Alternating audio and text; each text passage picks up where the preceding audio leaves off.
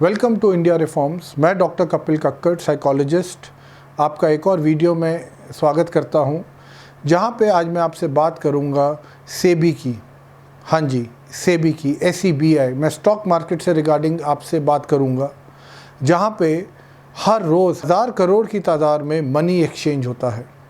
करोड़ों इन्वेस्टर्स हैं, उनको सेबी पे एक अटूट भरोसा है कि अगर कल को उनका ब्रोकर उनके साथ कुछ गलत करता है, उनके शेयर्स बेच देता है या उनके शेयर्स में कुछ हेरा फेरी होती है, तो सेबी एक ऐसी जगह है जहाँ पे उसको न्याय मिलेगा। और सेबी ने बहुत अच्छा एक स्ट्रक्चर बनाया हुआ है, जहाँ पे हर आदमी, अगर वो अपने ब्रोकर से उसको लगता है उसने कुछ गलत किया है, जैसे कार्वी वाले केस में हुआ, तो सेबी ने खुद एक बहुत प्रोएक्टिव एक्शन लिया और कार्वी को बैन किया। चाहे वो एक्शन मेरे ख्याल से थोड़ा लेट लिया, पर देर आए दुरुस्त आए। पर ऐसे करोड़ों इन्वेस्टर्स हैं जिनको ऐसा एक्सपीरियंस होता है कि उनके जो ब्रोकर्स हैं उनको धोखा देते हैं, और वो सेबी में लिखते भी हैं। बट अगर आप सेबी का अपना प्रोसेस देखें तो वो इतना रोबस्ट नहीं है, इतना तगड़ा नहीं है जितना होना चाहिए। अब मैं ये बात क्यों कह रहा हूँ? मान लीजिए आपने सेबी को लिखा, आप ऑनलाइन गए, आपने सेबी को एक कंप्लेंट दी और आप सेबी को यहाँ पे इस फोरम में कंप्लेंट कर सकते हैं, तो वहाँ से आपकी कंप्लेंट ली जाती है और आपको एश्योर किया जाता है कि 1 महीने के अंदर आपको उसका रेजोल्यूशन मिल जाएगा। तो वहाँ से आपकी जो कंप्लेंट है, आपको एक कंप्लेंट नंबर दिया जाता है और आपसे एविडेंसेस मांगे जाते हैं आपके शेयर्स के बारे में, आपकी बैंक स्टेटमेंट के बारे में, और भी तरह तरह की चीज़ें जो बिल्कुल ठीक हैं। उसके बाद जो आपके ब्रोकर है, उनको भी उसी कंप्लेंट के अंदर लूप में लिया जाता है और उस ब्रोकर को कहा जाता है आप इनकी जो कंप्लेंट है उसका जवाब दो। So the broker is entitled to give the answer to your complaints, which obviously is fine. अब ट्विस्ट कहाँ आता है? तो जो एक सेबी का एग्जीक्यूटिव होता है, वो एक कॉन्फ्रेंस कॉल करता है जहाँ पे आप, जिसको लगा कि उसके साथ चीटिंग हुई है, और आपका ब्रोकर को लिया जाता है। और वहाँ पे कॉन्फ्रेंस कॉल में जो सेबी के जो एग्जीक्यूटिव है, वो आप दोनों के बीच में एक समझौता, एक कॉम्प्रोमाइज़ करवाने की कोशिश करते हैं। मेरा ऐसा मानना है कि compromise in itself makes a poor roof but a good umbrella. या दूसरे शब्दों में कहा जाए, जो कॉम्प्रोमाइज़ एक अच्छा अम्ब्रेला तो बनाता है, पर जो रूफ है वो बहुत ख़राब बनाता है। अब आप ये सोचिए, अगर कोर्ट्स के अंदर जजेस ये बोलना शुरू कर दे, एक आदमी ने दूसरे आदमी को लूटा, चीट किया, और जज बोले यार आपस में कॉम्प्रोमाइज़ कर लो, तो क्या आपको जस्टिस मिल सकता है? नहीं। तो आपने तो एक तरह से, जिससे चीटिंग किया, आपने उसकी तरफ एक तरह से ले ली। आपने कहा यार ठीक है, हम तुम्हें मौका दे रहे हैं, दूसरा आदमी कॉम्प्रोमाइज़ करवा रहे हैं। अब आप सोचिए, जिस आदमी को who felt cheated, what will that person go through when he said कि सामने वाले ने, जो ब्रोकर ने, चीटिंग तो करी है, पर हम यहाँ तुम्हारा कॉम्प्रोमाइज़ करवाते हैं। तो मान लीजिए जिसने कंप्लेंट करी, उसने क्लियरली कह दिया जी मैंने कॉम्प्रोमाइज़ नहीं करना। तो जो सेबी की जो एग्जीक्यूटिव है वो कहती है ठीक है, तो इसके ऊपर एक फोरम बैठेगा और वो फोरम फिर एक ऑर्डर पास करता है। उसकी भी बहुत अच्छी laid down terms and conditions है, कैसे ऑर्डर पास होगा, क्या ऑर्डर पास होगा, उस ऑर्डर को भी आप कहाँ चैलेंज कर पाएंगे।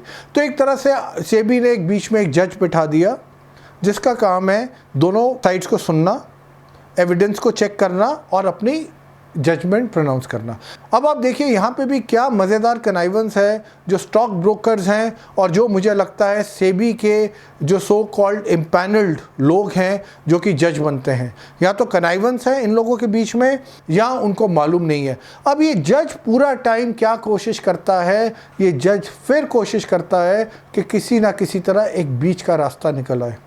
जिस स्टॉक ब्रोकर ने अपने क्लाइंट को धोखा दिया, एक जज को एक कंसोलिडेटेड जजमेंट पास करने के बजाय वो फिर ये कहता है कि आप कॉम्प्रोमाइज़ कर लीजिए।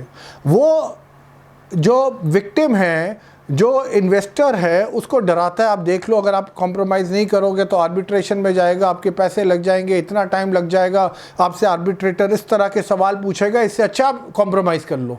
अरे भैया, सेबी के इम्पैनल्ड रिप्रेजेंटेटिव, तुम्हारा क्या काम है? अगर तुम्हारा क्या ये काम है ये बताना एक इन्वेस्टर को जिसको लगता है उसके साथ चीटिंग हुई है कि उसको बोला जाए कॉम्प्रोमाइज़ करे, या तो आप बोल दो, आप अपने ऑर्डर में पास करो भाई इन्वेस्टर ने गलत एक्यूज़ किया स्टॉक ब्रोकर को और स्टॉक ब्रोकर की कोई गलती नहीं है।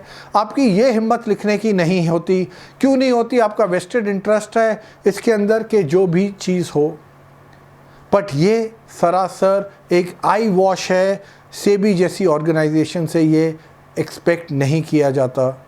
SEBI needs to look within अपने सिस्टम को, जैसे मैंने पहले कहा, इनको रोबस्ट करना पड़ेगा, जहाँ पे जो इनके मीडिएटर्स हैं, जहाँ पे इनका जो एम्पैनल्ड है, जो बिठाते हैं ये लोग ऑर्डर पास करने के लिए ऑन बिहाफ ऑफ सेबी, इनको इस तरह की ट्रेनिंग मिलनी चाहिए जहाँ इनको बोला जाए कि you have to hear both the parties like a जज, your job is not to initiate a compromise, call a spade, if somebody is wrong, that person should be punished. It's as simple as that.